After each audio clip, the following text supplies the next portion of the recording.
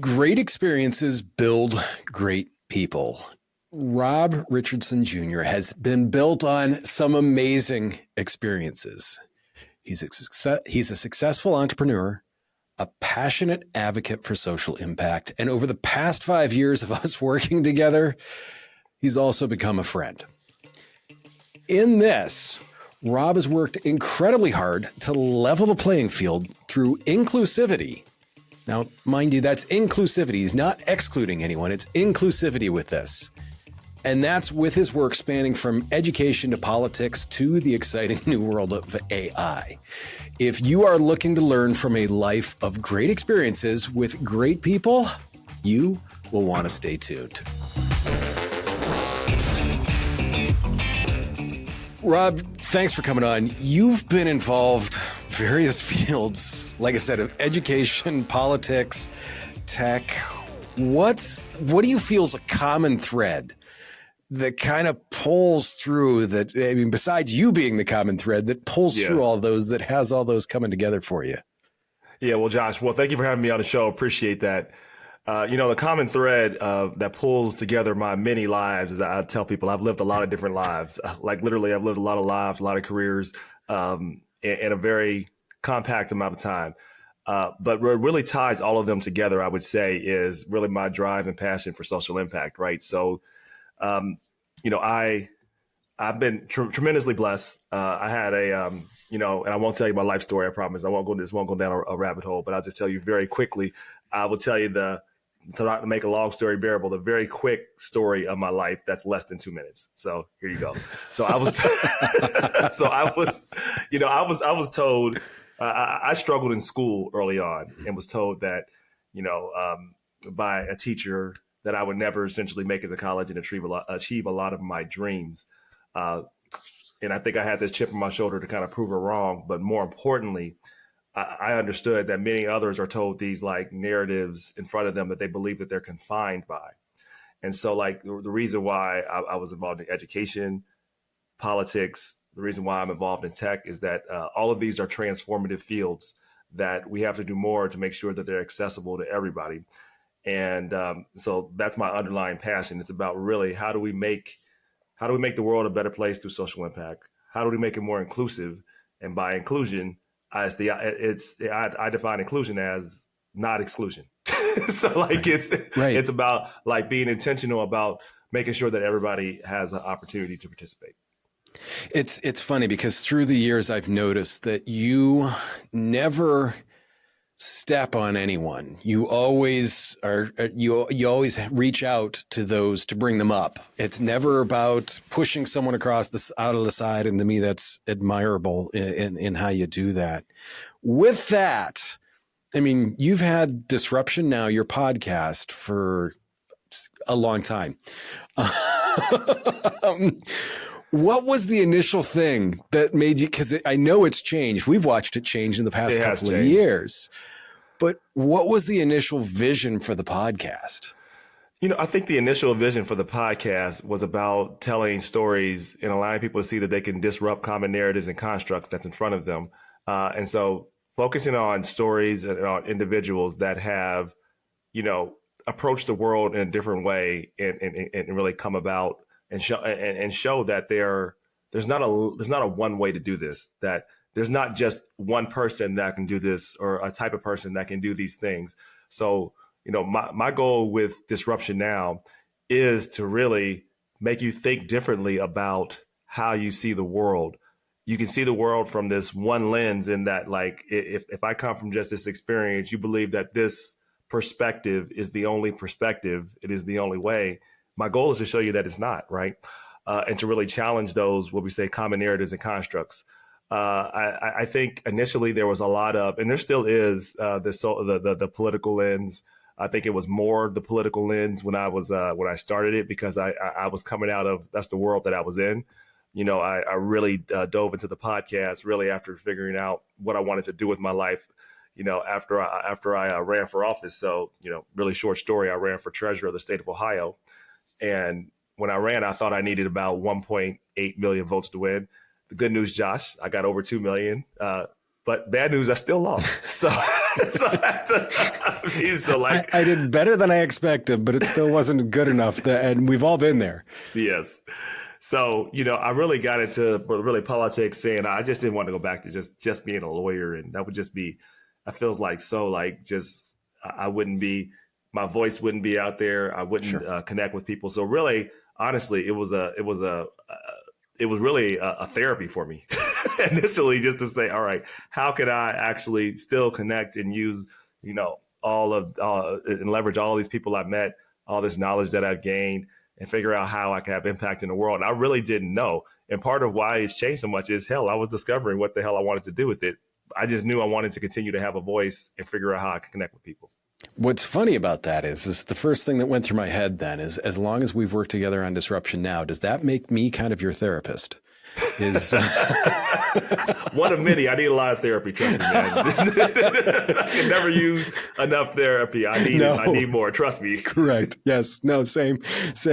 With that, I mean, you alluded to some of the people. You had Robert Greene on, you had Congresswoman Amelia Sykes, you've had Arlen Hamilton of Backstage Capital. Mm-hmm. These are not just run-of-the-mill, hey, you, come on to my podcast people. I mean, so how did you get connected with these people to have them on your podcast? It's a great question. Some of it I reached out to them. I just saw them and wanted to reach out. Some of them reached out to me. And what happens is, once you establish a podcast, I don't have millions of followers or anything. It's once you have a regular cadence, and this being on podcast, and you start having some type of reputation, people, even if your audience is whatever, maybe it's 1,000 people, I want to connect to those people because, and they want to have a conversation with you. I've learned that, podcasting, I had no idea, but now I know, and this too, podcasting, can you make money off podcasting? Probably not a lot itself, but as a tool that's connected to other things for networking, connecting, and for other things, can you have a lot of opportunities with it? Yes, because it is one of the most impactful networking tools, if not the most impactful networking tools that I've ever been across. So how I've been able to reach with these really powerful CEOs, former governors, all these folks, is people love to talk about themselves. So I found it. Well, I mean, what a surprise. So it's do you want to come talk about yourself? Yep. Yeah, exactly. My political mentor, he's not with us anymore. God rest his soul. He said, everybody's a star in their own movie. You're just a passing role. And if you can remember that, you will have a lot of powerful connections. So I try to make everyone that's in my podcast the star of their own movie. And with that, you're able to make great connections. Oh, I love that. That's a great saying. I absolutely love that. And it's funny because, some of those conversations, the thing that I like with them is that you've always, like you said, you've had that social impact piece. And so people know, I mean, you don't have 10 million followers. You don't have across platforms. What you do have is people that follow you, that actually, I mean, they're there. They show up every single time that there is a podcast that comes out. And that helps.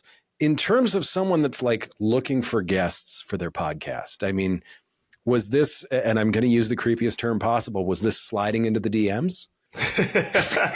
This was all of the above. This was sliding to the DMs on Twitter. This was, eventually having a niche, though I didn't have a niche for a while. I do have a niche around social impact. It tends to be, but not exclusively, people of color and women. Sure. Though we don't limit it that way, but that tends to be the people that are on our show. So what we found is people with those audiences and that niche, they want to make sure that they are reaching out. So when they have a book and things like that, I come on some of their PR and some of their people's list, right? So some of it is just consistent outreach. Some of it is consistency in building content. So you just have something, because once you have I think the biggest problem for podcasting and finding guests is that people just they're not consistent enough, right? And sure. I think I wasn't consistent enough for a while. So you have to once you build up and you have a good amount, we're at 170 plus now, but once you've gotten past a certain threshold, it's easier. Number one. Number two, you start with people somehow that you have some connection to. So really what I would do is I would find somebody. This world is smaller than people realize, right? I find somebody that knows somebody and ask for an introduction, right? Or I would see them. This often worked the best. A lot of them were cold outreaches. I would see something about them that I read about them, and then I would be very specific when I made the DM outreach. The problem with people when they reach out in the DMs is they're very general. Hey, I like you. I want to follow you. Like, can we connect? Like, what does that mean? Like, instead, Yeah. as I went back to, when you're reaching out and using the DM, instead of being like all the other thousands of DMs, you need to find something that's specific to that person. So this is the part that takes work. So you have to do some research, mention that you would love to make sure that they get amplified and exposed what they're trying to do, be it selling a book, be it talking to more people about their journey. And you've mentioned something specifically about them, so they know you've taken at least the time to care versus sending out an automatic AI message that everybody can send out and just hit click button. You still have to be human. Yeah, That's it's funny you say that because I have someone that's starting a podcast who just recently was a guest on a number of podcasts because she just released a book, and she was just flabbergasted when she comes onto someone's show and they'd be like, "So, what's your book about?" She's like, "What? Did you just say, come on, my," and yeah, just. So something that, I mean, with the number of guests that you've had on and the level of guests that you've had on being very top tier, a question that I've been dying to ask for a long time is, what's one of the most valuable lessons that you have taken out of a guest from your podcasts? Oh man, there's so many. What's really the most valuable? I knew that was going to be the answer. And it doesn't, we'll classify this. It doesn't have to be the most valuable, because, as soon as we're off the podcast here, you're going to be like, oh wait, that was it. But give me something that slides into that top 10 or 15 where you're like, oh, that's a life lesson. Yeah, there were so many good ones. I think Robert Greene, who's like my favorite writer, it was very interesting having him on the show. I think his approach to writing was very interesting to me, right? And I tried to figure out how I can, and still figuring out how I can incorporate that into how we do things both on the podcasting side, but as well as you know, I throw events too on the event side. I work very hard to do that on the event side, and I work hard to do what he's saying, which is, he says he will start off a story, and how he brings in people is he makes it as entertaining as possible at the beginning, right? So really, I'm a natural person that likes to educate people, right, and empower people, and that's still important. But what I learned is it's more important to entertain first, then direct them towards education, because once you've captured their attention and you take them down a direction, you have them, and then suddenly you've entertained them, and they're, it's for the Robert Greene's case, you're reading this 900 history book, but he's made it so interesting, but he's teaching you history and teaching you human psychology at the same time. But he starts from a place of entertainment, because that's where he came from in the world of Hollywood, but capturing your attention and then taking you down a path, and then taking you down an unpredictable path. You think the story is going this way, suddenly it takes you for a left, right? So so what I learned is entertain, like infotainment, entertain and hook people first, then seek to direct them and educate them through that. But if you try to educate first, unfortunately, the brain shuts off and people are just and they don't want to be a part of it. So like, I've learned to make sure that you entertain, then educate. And that's how you can actually empower and connect with the most people. I kind of rejected that idea initially, but I see why that's so important, because at the end of the day, if you don't, especially now with social media and people having 5-second attention spans, it might be 3 now. We have to capture them first, then we take them down where we want them to go. It's funny you say that, and that's a big part of the reason why I do the introductions the way that I do. Is I'm trying to educate, but I'm doing my best too to entertain and hook people. Yep. Because if we don't give them that right up front, then yeah, they're going to take off. Speaking of events, you put on a big chunk of it. It's your thing. It's your baby. Is MidwestCon.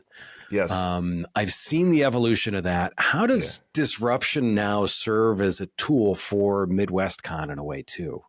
Right. Well, I'll talk about what MidwestCon is, and then I'll talk about how it serves as a tool. So, MidwestCon is a social innovation conference, and what do I mean by that? I mean, how can we use technology for?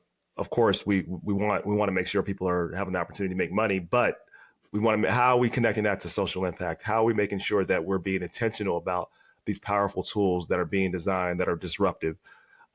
Disruption now plays a role in that it's essentially it's the media and the production company behind all of it, right? So it's the coordinating factor, and the podcast is still the connecting point. You know this. I was in the midst, and I built a blockchain kind of application company, which we've not gotten out of completely, but we're pivoting and going to make it for educational purposes. But I say all that to make a long story bearable, I really lost sight of like the power of what I have. And the power that I have is connected with people, using media, right? And everything else is a tool. So technology is a tool.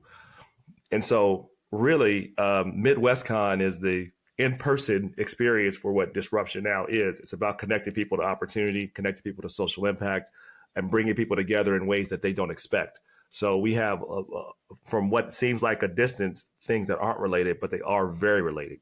When you talk about policymakers and policy, you talk about technology, and you talk about entertainment and marketing, you think these things seem like they're not connected, but they are, right?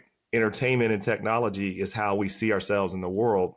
And there are some great things, but there are some major problems in how social media has divided us, has created these alternative worlds that aren't actually, they feel real to the person because the algorithms are so good, but they are not reality, right?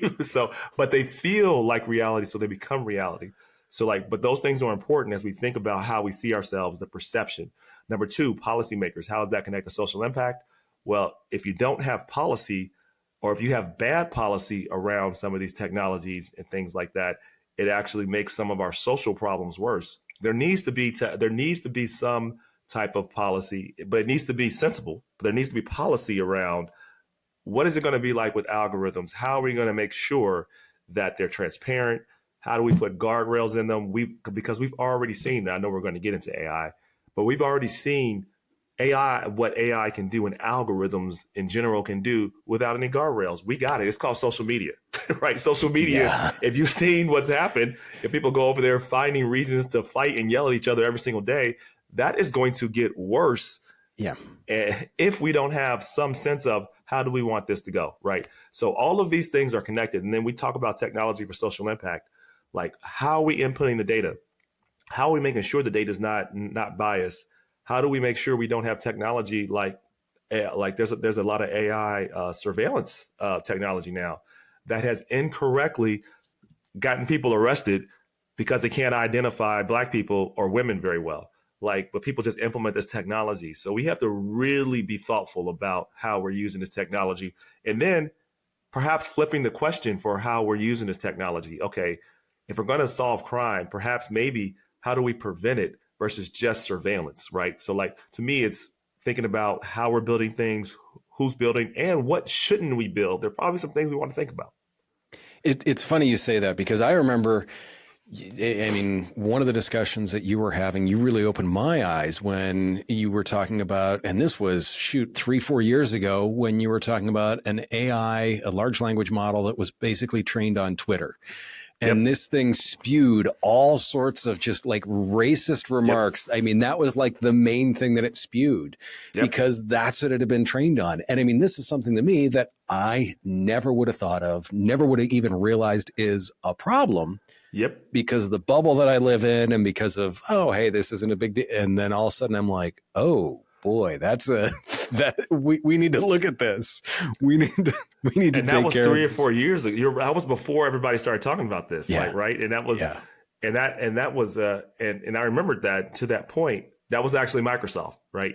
So it was Microsoft trained a racist bot, and they're like, well, how did Microsoft do that? And they were surprised that they went on Twitter and that's how they gained their knowledge, and they were trained. And they were like, well, how could it come back racist? And my answer is, have you been on Twitter? I mean, it's like, and do you know people? Like, this is our natural bias. And this is and so we know that, and that was years ago, Yeah. and I think Microsoft learned some things from that. I can tell you one of our guests I learned a lot from, one of our speakers that's coming up at MidwestCon is Noelle Russell. I think her last name has changed now, but I can't remember, but it's Noelle. I know her first name. She's in AI. And she was a central leader in helping develop this technology at Microsoft. Okay, Josh. And she told people there's problems with this. And you know what happened to her when she told people that? She was fired from Microsoft. Right. So it's the thing is, I think now they realize that's a problem, but this is the challenge with being a disruptor.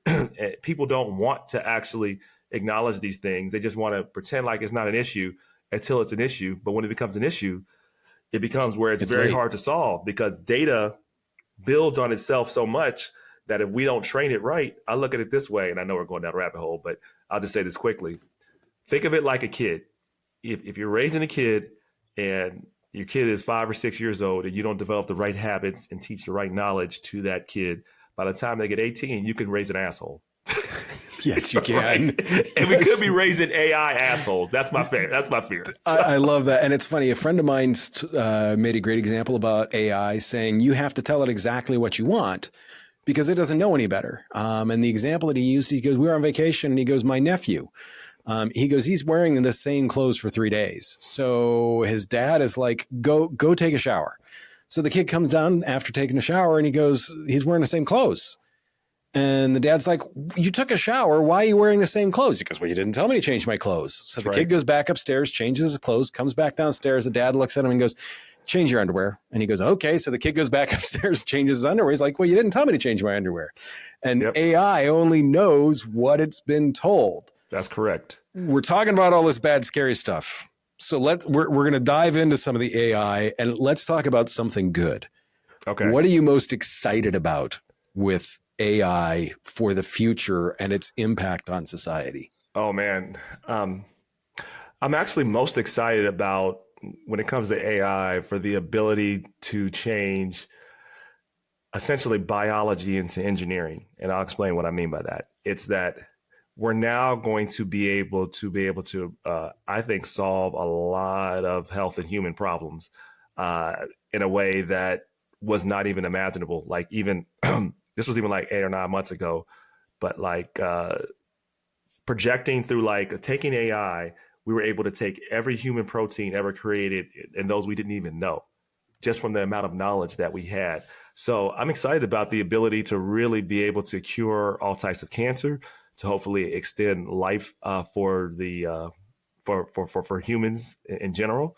I'm also excited about the ability for us to, if we do this right, to be able to scale and change work in a positive way. But that's going to take a lot of intentional work, I think. But I think there's a lot of opportunity. And I'm also excited about the short term for those who are willing to dive in, because this is one of those moments in time.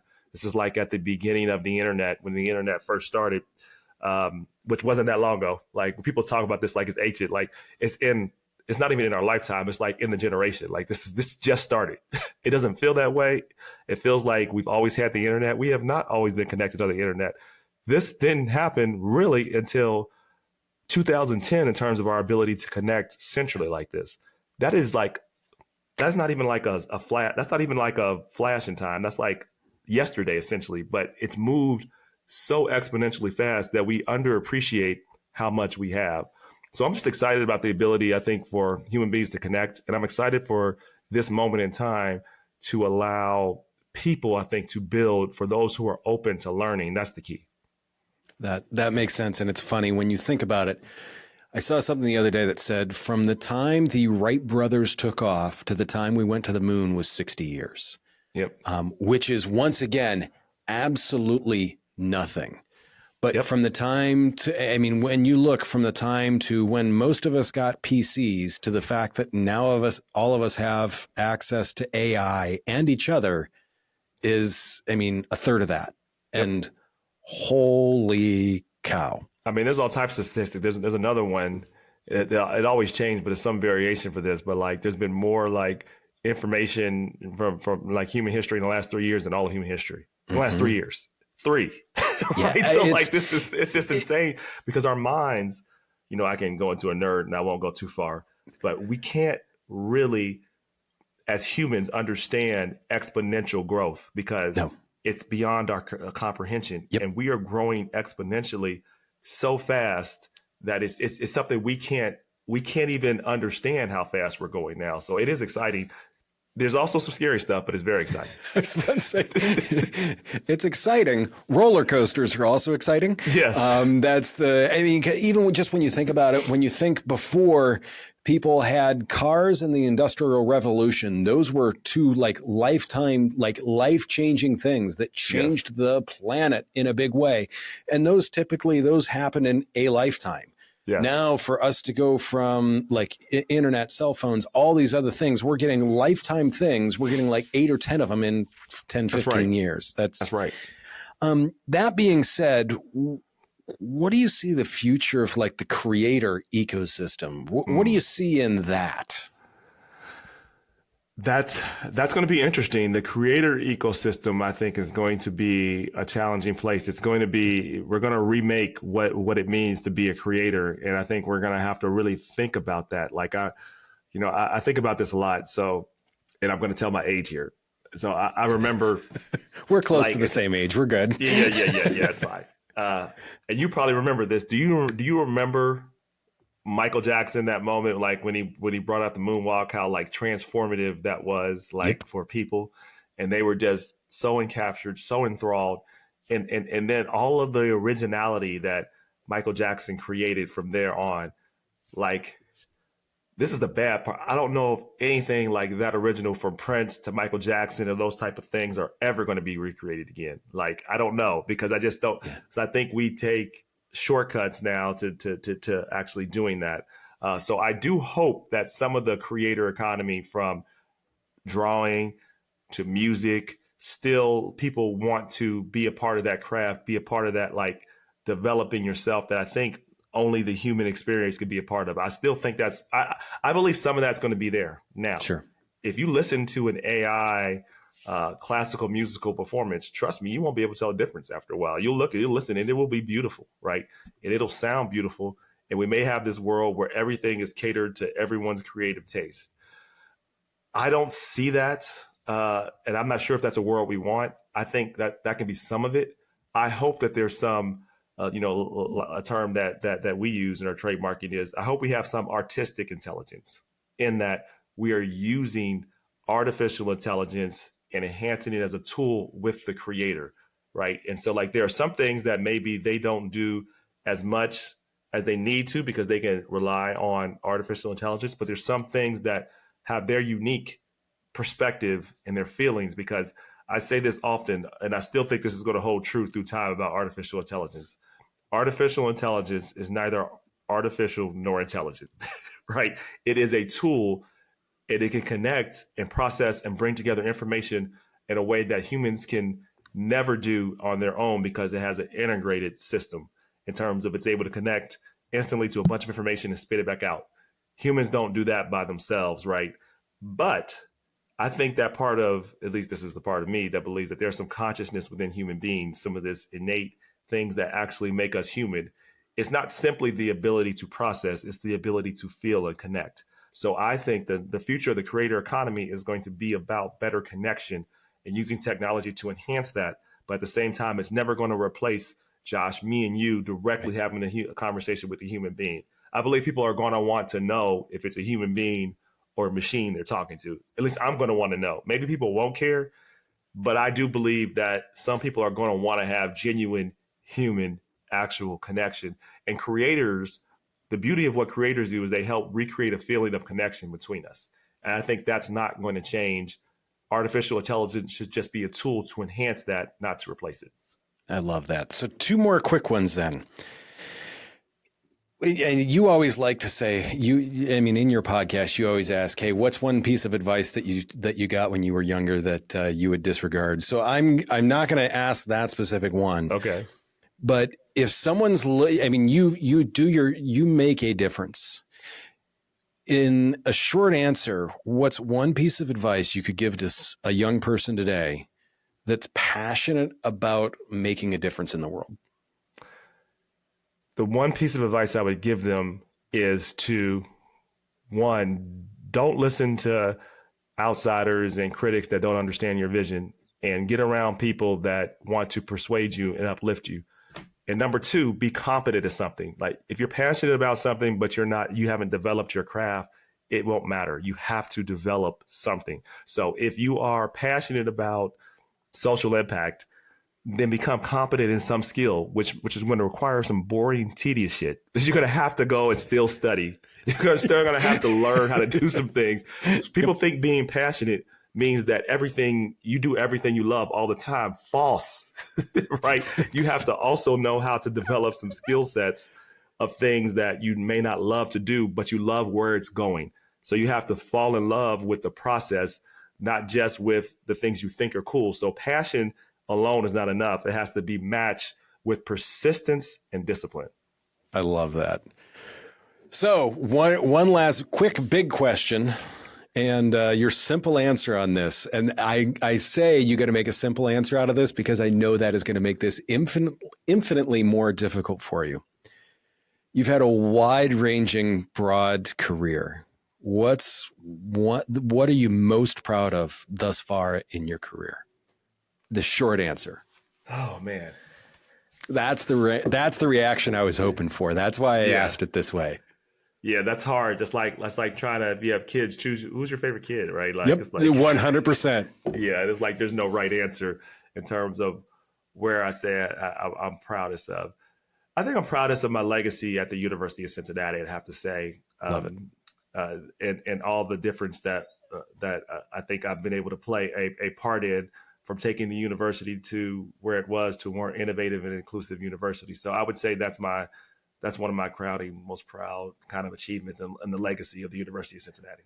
And that is a great, great, great foundation to build off of. I mean, knowing what you've done there and everything like that, yes, that is a wonderful place to start off of. And plus, you've been able to build off of that throughout your entire career with stuff like Midwest Con and some of the other things. It 100% makes sense. I love it. It ties in so well. Where can people find you and what should people be looking for?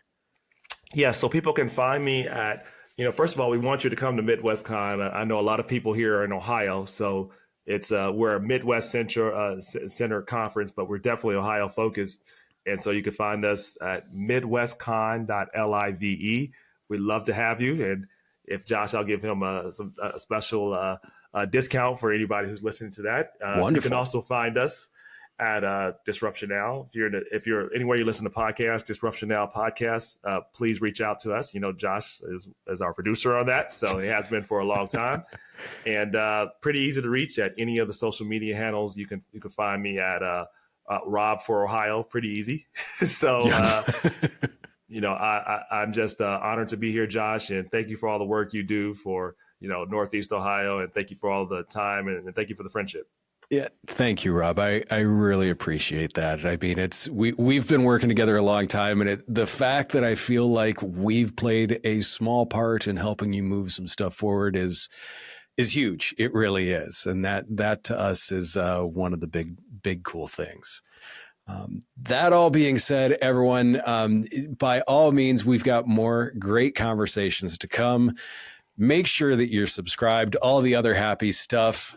Do yourself, make sure that you take care of yourself. And if you can, someone else. We will see you very soon.